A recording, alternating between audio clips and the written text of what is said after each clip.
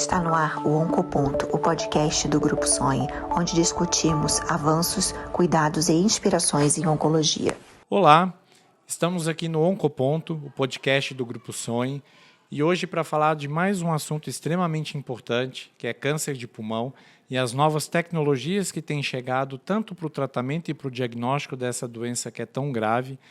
E hoje eu tenho o prazer de ter aqui comigo dois amigos, doutora Mariana Canevale, médica cirurgiã torácica, ela é mestre em cirurgia robótica e faz parte do grupo EBUS Campinas, e o doutor Humberto Campoy, médico também cirurgião torácico, faz parte da cadeira de cirurgia torácica da Unicamp e também membro do grupo EBUS Campinas. Obrigado por terem aceito o convite, por estarem aqui com a gente. E é para ser uma conversa gostosa, um bate-papo bem informal, mas para a gente trazer aí informações importantes, tanto para os médicos quanto para a população, numa área que é bastante grave, diria eu, porque o câncer de pulmão hoje é o câncer que mais mata no mundo inteiro, mata mais que o câncer de próstata, câncer de mama e câncer de cólon intestinal junto. No Brasil é a segunda ou terceira neoplasia mais comum em homens e mulheres e também a que mais mata. E as tecnologias têm chegado muito no tratamento da doença mais avançada e na terapia, mas o que a gente quer e busca é o diagnóstico precoce, é permitir que os pacientes descubram a doença o mais precoce possível, que é onde a chance de cura é maior. E nessa área também vem chegando novas tecnologias, novos aparelhos, maneiras de se biopsiar, de se fazer o diagnóstico, de se estadiar a doença. E uma dessas tecnologias é o EBUS. Até pouco tempo aqui em Campinas a gente não tinha disponível essa tecnologia. Os pacientes que queriam fazer uso dela tinham que ir até São Paulo ou outros lugares. E agora a gente tem disponível, vocês fazem parte do grupo que trouxeram o EBUS para Campinas. Então, eu já vou começar com uma pergunta para a Mari.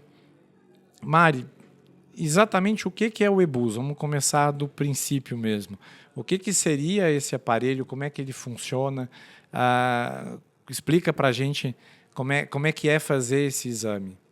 Bom, primeiro eu gostaria de agradecer a oportunidade. A gente, em nome do grupo EBUS Campinas, a gente agradece por poder mostrar para a população que realmente a gente tem disponível e que é um tratamento, na verdade, um exame já acessível a todos que eventualmente precisarem. O que é o EBUS? O EBUS ele é um aparelho, o próprio nome já diz, é ultrassom endobrônquico, então é um aparelho de broncoscopia. A broncoscopia a gente costuma falar que é uma endoscopia respiratória, Então é um aparelho de endoscopia respiratória que tem na pontinha um probe de ultrassom. Ultrassom igual a gente faz na barriga, igual o ecocardiograma. Então ele tem essa pontinha que consegue identificar, além da broncoscopia, ele consegue identificar por contiguidade, então por contato, outras estruturas vizinhas, como os linfonodos, que são estruturas que são importantes para que a gente defina estadiamento no câncer de pulmão, inclusive para poder propor o tratamento adequado ao paciente. Então, esse exame, basicamente, é uma endoscopia respiratória com essa possibilidade de ultrassom e que é feito sob sedação ou anestesia geral, a depender do caso do paciente, da gravidade e até da dificuldade técnica de acesso a cada cadeia linfonodal, E a gente faz, no mesmo dia o paciente vai embora, Então isso facilitou muito e deixou mais rápida a forma de diagnóstico e estadiamento do paciente, Então, antigamente eu digo, há poucos meses atrás, a nossa preferência, aqui em Campinas, pelo menos, era por mediastinoscopia para estadiamento do câncer de pulmão. Agora, com essa nova tecnologia, a gente consegue oferecer para os pacientes que já têm uma comprovação boa desde 2015, E que tem uma boa acurácia, e desde 2023, que é comparável à mediastinoscopia, que, na verdade, é igual à mediastinoscopia no estadiamento do câncer de pulmão. A gente pode até não usar mais a mediastinoscopia e só usar o EBUS. Então, basicamente, o exame é desse formato e a gente usa nesse contexto, além de outros, E aí, Humberto, a gente fala muito do câncer, eu acho que a gente vai discutir um pouquinho mais do papel e a importância que tem no diagnóstico e no estadiamento, mas o EBUS ele pode ser utilizado para outras indicações, para outros tipos de diagnósticos. Quais seriam as principais indicações hoje onde o EBUS pode ser utilizado, incluindo o câncer, mas abrindo isso para outras doenças também pulmonares? Bom, primeiro agradecer o convite, a oportunidade de estar aqui, poder falar de um assunto que eu gosto muito, sou muito fã, sempre gostei, porque está relacionado com a broncoscopia e agora mais ainda com a oncologia torácica, que a gente gosta.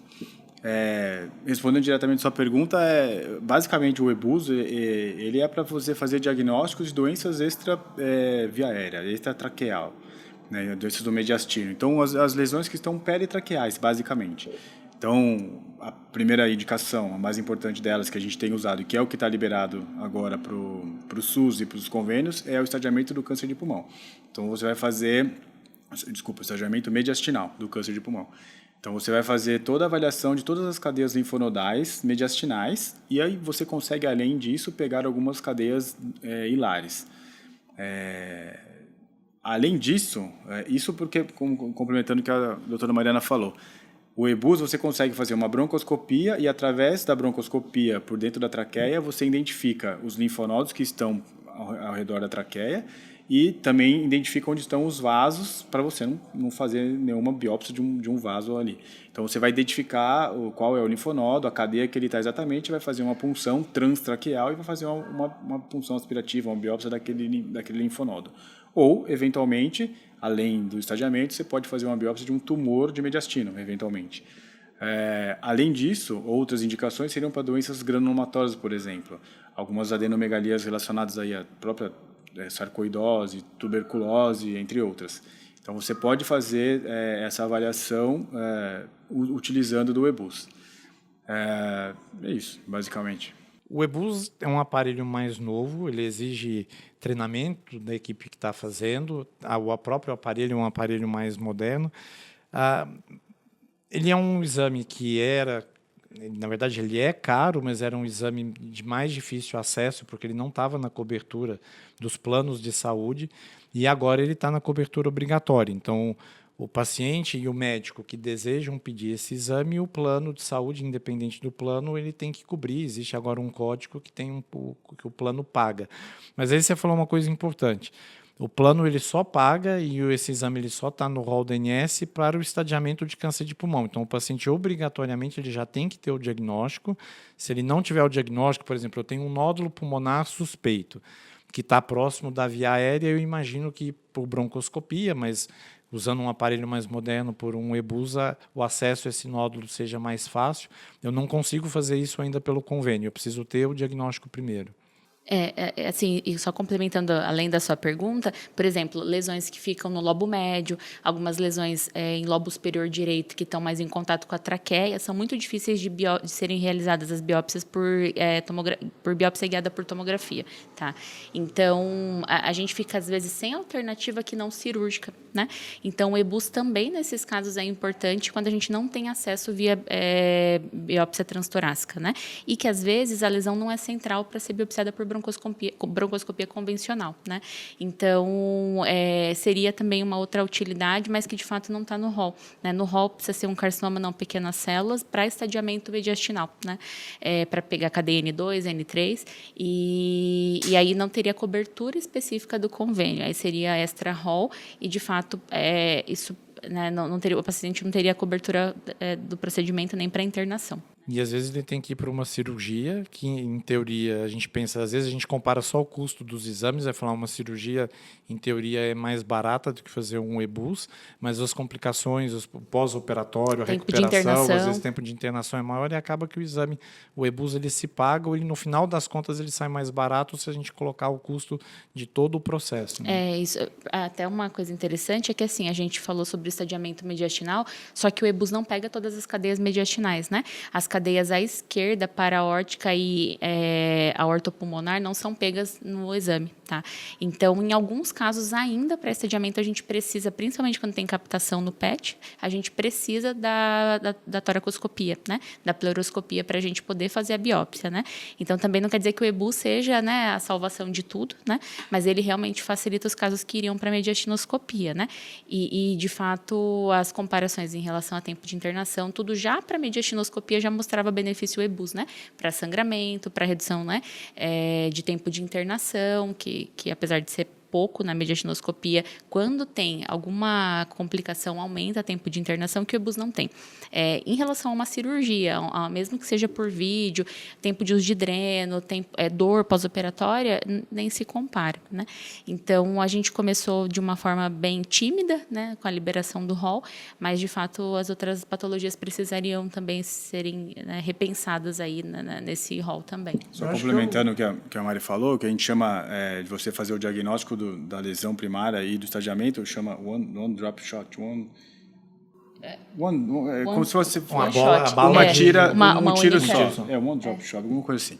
E, assim, você tem, basicamente, você tem uma lesão pulmonar suspeita para ser neoplasia, normalmente central, ou eventualmente... One-stop shot. One-stop shot, isso, exatamente. Ou, eventualmente, até uma lesão um pouco mais periférica, porque além do EBUS que a gente está falando agora, que é o que a gente tem, que é o EBUS setorial, a gente tem o EBUS radial. Então, isso também ajudaria para você identificar essas lesões. Mas vamos falar só do setorial, que fica um pouco mais fácil de entender. Então, você teria uma lesão um pouco mais central, lobo médio, lobo superior, mesmo inferior ali, um pouco mais central, você entra com o EBUS e você consegue, com o ultrassom, identificar ali onde está o tumor através da via aérea. Então, você faria a biópsia daquela lesão. Então, você consegue fazer o diagnóstico do tumor primário, que é altamente suspeito. Se você tem um patologista bom na sala, eventualmente ele já pode confirmar isso. E aí, nesse mesmo tempo anestésico, nesse ato, você já faz todo o estadiamento linfonodal invasivo do paciente. E acho que um dos benefícios até é esse da questão de tempo, né? Porque Exato. Na maioria das vezes o patologista está em sala, ele vai fazer ali uma avaliação em loco daquele material e às vezes naquele momento ele já é capaz de dar pelo menos um diagnóstico prévio de se aquela lesão que está sendo biopsiada é provavelmente um tumor ou não. Claro que isso depois vai para uma análise mais aprofundada para ter o resultado definitivo, mas o paciente às vezes já sai do procedimento tendo uma prévia do possível diagnóstico, porque a gente tem mais dificuldade às vezes nos outros métodos que a gente usa de diagnóstico. E só comparando, que a gente falou disso aí, comparando a mediastinoscopia com o EBUS, ainda a mediastinoscopia ainda é o padrão ouro, porque você tem, teoricamente, uma precisão maior da biópsia, uma especificidade maior, você consegue pegar um pedaço um pouco maior de lesões. Só que a mediastinoscopia, você tem uma limitação de cadeias para você fazer biópsia. Além disso, é um procedimento cirúrgico, ou seja, você tem que fazer uma incisão cervical, você tem que entrar com um mediastinoscópio, um aparelho, num espaço que seria virtual, que seria o mediastinoscópio. Você passa perto de grandes vasos, então passa embaixo da artéria inominada, da veia inominada, ao lado da cava, ao lado da aorta, e fica muito próximo da artéria pulmonar. Então, quem nunca teve acidente ou é mentiroso ou nunca fez, né? Porque assim, a chance de você ter um acidente de um vaso ali é relativamente grande. É óbvio que o índice de complicações é muito baixo em mãos experientes e tal, mas não é uma experiência agradável ter um acidente de uma mediastinoscopia. Em relação, você comparando com o EBUS, a segurança do procedimento ele é infinitamente superior, porque você faz um procedimento endoscópico. Por mais que você faça algumas punções na traqueia, são punções mínimas. Em alguns casos, você pode até fazer transvaso, né, a artéria ou veia, não tem problema. Eventualmente é possível, não seria o ideal, mas se só tem essa opção. E o EBUS, você consegue um acesso muito maior às cadeias. Então, você pega a cadeia 2, cadeia 4, cadeia 7, cadeia 10, cadeia 11, eventualmente cadeia 12. Raríssimos casos, pode ser a 5 e a 6, mas é muito difícil, né? Assim, teria que ser um linfonodo mais específico, maior e tudo mais.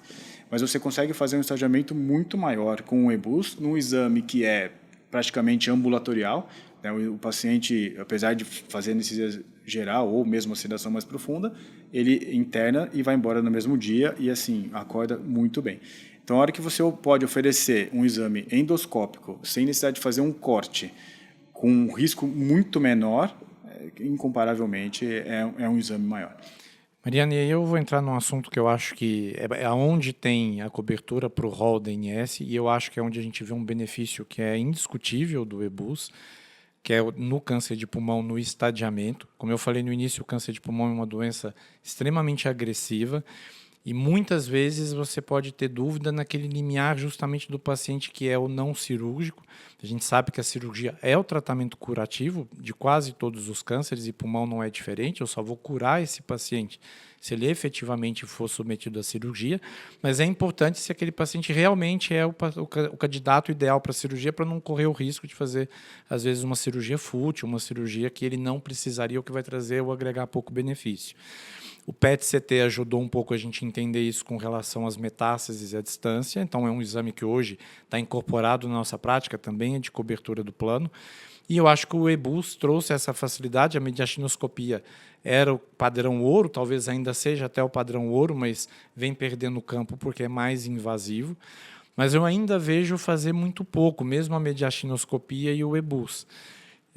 Então, aí eu queria, antes da gente entrar propriamente no EBUS, que você falasse, quando a gente tem um diagnóstico de câncer de pulmão, quem é o paciente que eu devo fazer uma avaliação invasiva do mediastino, se é para todo mundo, se eu não preciso fazer para ninguém, agora com PET, com tomografia, se eu posso deixar de fazer a avaliação invasiva e fazer só exames de imagem, para quem que a gente hoje indicaria uma avaliação de mediastino para um paciente com diagnóstico de câncer de pulmão? Tá. Bom, então eu vou ser bastante direta na resposta para poder facilitar para quem está ouvindo, né? Então, quem precisa é um paciente que tem um carcinoma não pequenas células pulmonar, que tem mais que 3 centímetros ou seja central, tá? Não precisa ser central e 3 centímetros, é ou central, tá? Que tenha ou também uma cadeia N1 no PET, né? Então, um paciente que o PET capta nas cadeias hilares, né? Mesmo sem captação em cadeia mediastinal, né? Porque cadeia mediastinal já é um fato de que precisa, a gente precisa comprovar. Não é porque brilha mediastinal bilateral que o paciente tenha que ir direto para uma terapia, né, com quimio-imuno, quimio-rádio, né? Tendo envolvimento, suspeita de envolvimento linfonodal mediastinal, é indiscutível. É indiscutível. Então, assim, a gente vê que todos os pacientes avançados, basicamente, a não ser que seja um M1, né? Comprovado também, né? Claro que muitos pacientes acabam saindo dessa questão justamente pela mediastinoscopia. Alguns médicos preferem já encarar o estadiamento clínico, né, pelo PET, como definitivo, ao invés de mandar antigamente para uma cirurgia, né? A grande dificuldade é que assim, a gente às vezes confia muito no PET e o PET trouxe essa falsa sensação de que a gente pode confiar plenamente nele e a gente sabe que é um exame que tem as suas limitações. Então, às vezes, capta nas cadeias mediastinais e o paciente tem uma doença inflamatória, tem uma doença benigna. A gente está num país que tem muita doença ainda, micobactéria, granulomatosa. E se a gente acredita que aquilo ali é verdade sem comprovar, às vezes a gente está deixando de oferecer o melhor tratamento para um paciente curativo, acreditando num resultado que nem sempre é verdadeiro. E o inverso também. Às vezes não capta no PET, às vezes não, em tomografia vem normal, e não é tão difícil a gente se surpreender numa avaliação de mediastino com uma lesão positiva, com um linfonodo positivo, tendo exames de imagem negativos. E aí, ao contrário, vai para uma cirurgia que talvez não precisaria ser. Eu acho que a grande discussão, que é interessante assim, e que o EBUS muda um pouco do paradigma do cirurgião. Antigamente, você tinha um linfonodo, um PET negativo, com uma lesão suspeita, ou mesmo diagnóstico, a gente acabava indo para a cirurgia. Até porque você fala, poxa, vou fazer uma mediastinoscopia, exatamente, tem mais risco de complicar. Por que eu vou fazer uma mediastinoscopia num paciente que não tem um PET suspeito? E eu vou poder operar esse paciente? Hoje, aí, nessa discussão com a oncologia, tinha muito de vocês querendo fazer a terapia neoadjuvante. E a gente falava assim, não, mas é melhor operar, ele não tem... A hora que você tem um dispositivo, um procedimento que ele é pouco invasivo e é muito mais seguro que a mediastinoscopia, fica muito mais fácil você indicar um estudo invasivo do mediastino, por EBUS, do que você fazer uma mediastinoscopia com um linfonodo sem captação. E daí, por isso que as indicações hoje, então, basicamente nisso. Isso evoluiu de há pouco tempo para cá. Então, imagina que você vai fazer uma mediastinoscopia num paciente com um nódulo central de 3 centímetros. Não, eu vou operar esse paciente direto. Até porque com a neoadjuvância por imunoterapia combinada, a gente viu ganho de sobrevida, né? Até em pacientes não N2, né? Então, hoje, a nossa busca incessante é saber o estadiamento patológico. A gente quer saber o estadiamento patológico para que a gente possa oferecer a melhor terapia que tem ganho de sobrevida no paciente, né? Então, a gente não se contenta hoje com o estadiamento clínico, só com PET, tomografia, ressonância de crânio, porque a gente precisa primeiro comprovar que ele não tem o N3, provar que é um N2, se é cadeia única, se é cadeia múltipla, se tem bulk, se não tem. E também avaliar se tem cadeia hilar, que hoje até para neoadjuvância entraria, né? E associada ao tamanho do tumor, né? Então, a gente está nessa busca incessante do estadiamento exato. É claro que o EBUS tem,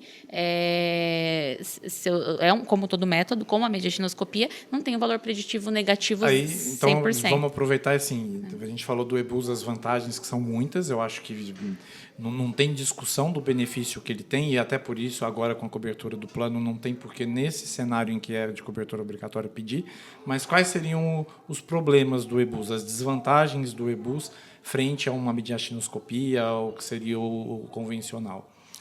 Assim, em relação ao estudo, né, mais novo que eu falei, de 2023, que é o que, na verdade, difundiu o EBUS, é o que justificou para todo mundo que já fazia, tá? E que fez os outros grupos, né, quererem, o que ele mostra. Em relação à mediastinoscopia, você não tem um valor preditivo negativo de 100%, quer dizer, se veio negativo, não necessariamente é negativo, porque a gente pode ter micrometástase, né, e pode ter uma área que não foi pega, né, pela própria punção, e o valor preditivo positivo do EBUS é 100%. Tá? Da mediastinoscopia não é.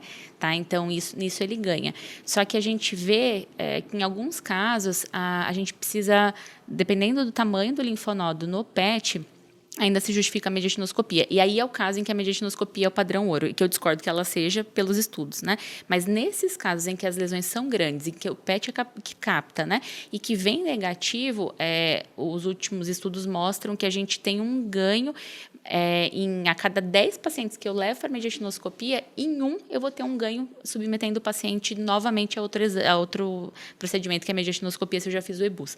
Né? Então, quer dizer, nesses pacientes que têm um valor, que tem uma alta taxa de... Em torno de 50%.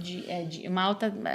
assim, que o exame é muito claro. Você tem uma lesão mediastinal que ela tem uma grande suspeita de ser metástase linfonodal, e você tem um EBUS negativo, aí vale a pena fazer a mediastinoscopia. Mas não em todos. Não em todos, né? Mas se você tem um EBUS positivo, está positivo.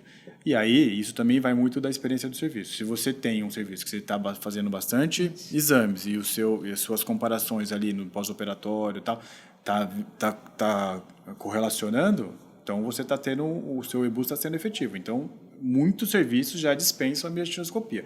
Acaba ficando para esses casos específicos. Guidelines europeus. E ainda assim existe também uma discussão onde, assim, mesmo, veio negativo, vale a pena você interpretar como negativo, porque vai ser um caso em um monte. Então, isso acaba vindo na discussão. Só exemplificando o primeiro EBUS que a gente fez do serviço, foi um paciente que tinha um carcinoma espinocelular, só que era uma massa de 6 centímetros. E a gente levou para a reunião multidisciplinar e a gente falou, e aí, o que a gente vai fazer? A gente vai para a cirurgia direto? Sem captação mediastina, o PET né? dele Sem era captação, negativo, só captava a massa. E aí, o que a gente vai fazer? A gente vai fazer o estudo mediastinal? Não. Vamos para a cirurgia? Tem benefício NEL? Não tem. A gente decidiu que ele é um paciente cirúrgico, mas que ainda assim valeria a pena fazer um estudo mediastinal para não correr o risco lá na frente de repente, fazer uma cirurgia que não precisava ser feita ou, eventualmente, ter feito uma neoadjuvância nele. Então, a gente fez o EBUS, conseguimos fazer biópsias das cadeias 4, 7, 10 e 11, e todas vieram negativas. Aí a gente foi para a cirurgia, fizemos a lobectomia e na cirurgia o esvaziamento linfonodal confirmou que as cadeias eram negativas. Muda alguma coisa no procedimento cirúrgico? Por exemplo, o fato de você ter feito uma avaliação ampla com o EBUS e veio tudo negativo. O procedimento cirúrgico em si, de secção linfonodal, muda alguma coisa com o resultado do EBUS? Não. Não muda, assim, mesmo a mediastinoscopia Às muda vezes uma pouco, uma fibrosezinha uma outra. cicatriz, Mas né? o EBUS nada, porque o EBUS é uma punção. Né? Você passa uma agulha pelo aparelho, você fura a traqueia e você faz uma punção aspirativa daquele linfonodo. Você tem diversos tamanhos de agulha, uma agulha um pouco mais grossa, outra menos, mas você consegue material suficiente para poder fazer um estudo legal daqueles linfonodos, estadiamento completo. Como eu disse, dependendo do patologista, se ele for bom, tiver aquela prática, ele consegue dar o diagnóstico. No curso que a gente fez lá do Einstein, lá para fazer a capacitação do EBUS, um dos casos, a patologista falou assim, isso aqui é carcinoma, não lembro agora, mas ela falou, isso aqui é carcinoma. Tá relacionado, entendeu? Então, eu acho que assim, o câncer de pulmão evoluiu tanto no subtipo de detecção, né? A gente tem, quando fala de câncer de pulmão, parece que é tudo a mesma coisa, mas a gente tem vários subtipos, dependendo da avaliação molecular, da parte de PDL1 para imuno, e também o tratamento. A gente trouxe essas terapias mais novas para um cenário mais precoce, tanto na neoadjuvância, que seria o tratamento antes da cirurgia, tratamento de adjuvância para depois, e aquele paciente que, em teoria, é aquele 3B, 3C inoperável, que vai para um outro tipo de tratamento. Quer dizer, a abordagem hoje não é só paciente metastático é uma abordagem, doença localizada é outra abordagem, a gente tem duas. Na doença localizada, eu posso fazer tratamento antes de operar, tratamento perioperatório, tratamento depois de operar, ou vou optar por químio, rádio, e mais a imunoterapia. E o EBUS, a avaliação do mediastino, mas o EBUS ele é fundamental. Se eu não faço uma avaliação do mediastino adequado, a probabilidade de eu errar nessas classificações e na definição do melhor tratamento. Então, assim, na minha cabeça não faz sentido a gente não fazer a avaliação do mediastino, e acho que tendo um exame que permite fazer isso de maneira menos invasiva, e agora com cobertura obrigatória do plano, não tem por que nós médicos não usarmos dessa tecnologia. O grande problema é quando a gente não tem acesso a ela, e aí agora eu vou trazer que vocês se juntaram, é um grupo de cirurgiões torácicos aqui em Campinas. A gente não tinha esse exame, como eu falei lá no começo, o paciente tinha que ir para São Paulo para fazer, e agora é um exame que está disponível na cidade de Campinas. Fala um pouquinho sobre esse grupo, quantos médicos são e como é que está funcionando. O paciente, por exemplo, para chegar até vocês ou para fazer o EBUS, ele precisa ser encaminhado, como é a porta de entrada. O médico que está encaminhando, ele encaminha e fala, solicito realização de EBUS, ou ele vai passar com vocês, encaminho para o doutor Humberto, para a doutora Mariana, e vocês vão avaliar se tem indicação ou não. Como é que está funcionando esse fluxo? Sim, tudo começou assim, a gente sempre sempre soube desse método, sempre soube que ele é muito bom, mas a gente tinha a dificuldade de fazer aqui em Campinas, porque nenhum hospital tinha um aparelho, e o investimento já é nosso, mas você fazer um investimento desse sem você ter um respaldo do SUS, da ANS, é complicado, porque como você vai convencer o paciente a pagar, desembolsar um valor considerável para fazer um exame que não está nos padrões do rol da ANS. Quando foi incorporado, fica mais fácil, porque a gente consegue fazer o investimento e passar isso para os convênios, né? Porque a negociação fica mais fácil. Então, a gente juntou, somos 9 cirurgiões, todos fazem broncoscopia, todos gostam de oncologia torácica, e a gente adquiriu um aparelho de EBUS, né? Um broncoscópio com ultrassom, e a gente juntou e fundou aí a EBUS Campinas, né? Que a gente chama para poder fazer. Vou só complementar. Lógico. Bom, então, para agendamento, a gente tem um número, a gente vai disponibilizar o número junto com o podcast, para o paciente que quiser procurar, que tiver alguma dúvida, e fica livre, tanto se o paciente quiser procurar, ouviu, tem dúvida, pode agendar com qualquer um dos profissionais, ou mesmo pelo telefone para conseguir o contato por WhatsApp, tá? Através desse contato. Os colegas médicos, eles podem também solicitar, então eles podem solicitar o código TUS, a gente também está liberando um card com as orientações das outras especialidades. Isso, oncologista, mesmo outros cirurgiões torácicos que gostariam, que não estão participando do grupo, pneumologistas, né? Então a gente tem um card que vai disponibilizar também para vocês poderem acessar com o código TUS e com o material que tem que ser pedido para liberar. Se o médico não quiser que o paciente passe em consulta com o cirurgião torácico do grupo, não tem problema. O paciente pode marcar diretamente com a secretária, tá? Se não, o paciente pode passar com algum cirurgião torácico do grupo, que é um grupo. Então, independente do cirurgião torácico com quem o paciente passar, ele vai ter o mesmo tipo de acesso ao exame com a mesma técnica, tá? Então, basicamente, é essa forma de entrada. E os pacientes que já são pacientes do grupo, né, de alguns dos cirurgiões do grupo, eles também vão ter acesso diretamente para o agendamento, tá? Então, basicamente, a gente tem também os canais de Instagram e de site, que também estão disponíveis, né? Então, os agendamentos são dessa forma. Tá? Deixa eu perguntar uma coisa antes da gente encerrar. A gente está caminhando aqui para o fim, mas como é que, com a questão da neoadjuvância, que a gente cada vez vai fazer mais a partir de agora, ou seja, aquele paciente que tem indicação de operar, mas vai vir para tratamento sistêmico, ou com imuno, ou com imunoquímio, como é que vocês enxergam esses pacientes que eventualmente tenham linfonodos positivos pelos exames, de reavaliar esses linfonodos após a neoadjuvância e antes da cirurgia. Então, assim, vocês veem que isso é necessário, é indicado sempre. Eu não preciso reavaliar esses linfonodos de maneira invasiva, uma vez que já teve essa avaliação prévia antes da adjuvância. E no caso de indicar uma avaliação, em teoria, esse paciente ainda estaria, quer dizer, ele passaria para gerar um novo código TUS, porque ainda estaria dentro do estadiamento do mediastino. Mas ele consegue fazer esse segundo exame também com cobertura? É um outro procedimento, é como se fosse fazer uma segunda segmentectomia no paciente, é uma segunda mediastinoscopia, é um segundo procedimento.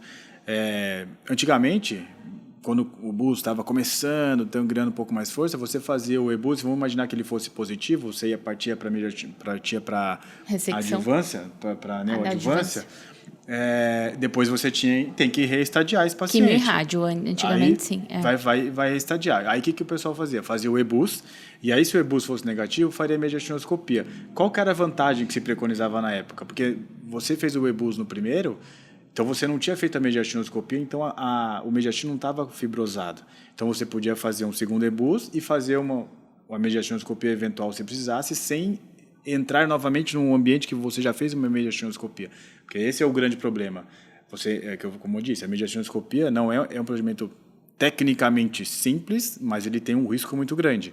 E você entrar num espaço já manipulado com fibroses, você vai ter um risco maior de complicações de sangramento. Então, por isso que o EBUS ele veio com essa força aí. Agora sim, o EBUS está cada vez mais difundido e a gente tem feito mais diagnósticos com o EBUS, então é mais tranquilo ainda você fazer o reestadiamento e com certeza o EBUS vai estar liberado, não tem por que não estar. Eu só quero uma pergunta que eu ia fazer para o Vinícius, se ele indicaria o restadiamento, porque, na verdade, nenhum estudo fez restadiamento de rotina, né? E pós-neoadjuvância com imunoterapia, né? Então, na verdade, a discussão que sempre tem em congresso é essa, vamos restadiar, né? E sempre tem o que aponta a favor e o que aponta contra, né? Isso que o Humberto trouxe da radioterapia e da químio, antigamente, é o que se preconiza. Quem é a favor fala, mas por que a gente fazia antigamente e agora não, né? Mas o benefício, através dos estudos, eu acho que a gente não consegue comprovar ainda, né? Então, de rotina, o que tem se feito é o PET, né? O EBUS não é uma rotina no reestadiamento pós-neoadjuvância, mas existe essa discussão e acaba sendo um pouco pessoal do grupo. Depende, talvez, muito do estadiamento inicial também, né? Porque hoje a neoadjuvância está indicada até para os estádios mais precoces. Então, o paciente é um estádio 1B, não tem linfonodo, cadeia linfonodal negativa, já fez. E esse paciente tem indicação de fazer neoadjuvância e talvez não faça tanto sentido você reexpor ele a um novo exame depois. Agora, um paciente 1N2, que é uma cadeia única, que em teoria ainda é um paciente candidato à cirurgia, que a gente sabe que o tratamento neoadjuvante vai diminuir o tamanho do tumor, talvez faça sentido. E aí eu acho que nesse caso, eu concordo que a mediastinoscopia talvez nos deixasse um pouco mais inibidos no desejo de pedir um novo exame, porque ia fazer um exame mais invasivo, e aquilo que o Humberto falou.